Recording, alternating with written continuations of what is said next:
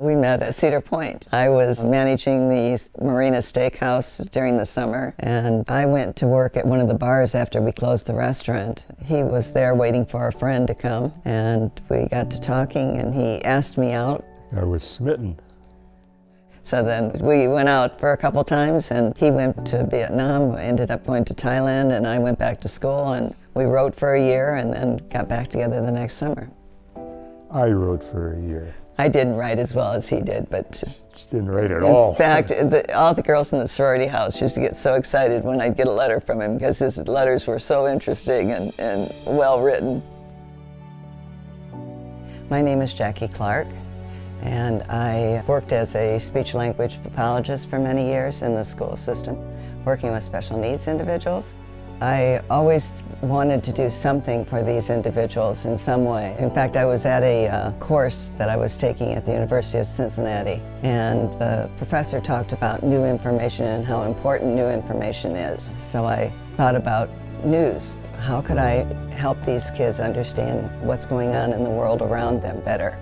So I started taking news items, just one item, making it as pictorial for them as I possibly can, and found that it worked. It worked so well, so we just started developing the newspaper from then. We would take the vocabulary from the newspaper and put it in activities, whether they be educational activities or just fun activities, to try and give them more exposure to those words. We had the newspaper, and there was no way to disseminate it. This is in printed form, of course, at that point. Our son, who was in college at the time in systems analysis, said, "Mom, you should take this and put it on the internet." Well, the internet at that time was the World Wide Web. You surfed the web at night, maybe, but not during the school day and not for educational materials. But that's what we did. I would come home from school every day. He and I were both working full-time jobs, and we'd come home from work and sit in our little office and talk to people on the phone and walk them through getting Adobe Acrobat Reader, because it was just challenging for them to download something and then go out of the internet and find it on their desktop. We did that over and over and over again for months. And then from there, we realized that that wasn't a curriculum, but many teachers were using it as a curriculum. So that's when we started the Unique Learning System, which is a complete curriculum for special ed at all different levels. You look at our family, everybody brought a different skill level into the mix. My wife, of course, was the founder. I helped write the paper. Our daughter was a reading teacher. She then married a real fine lad that has skills in marketing, sales, dynamite skills. They all contributed great things to the success of the business.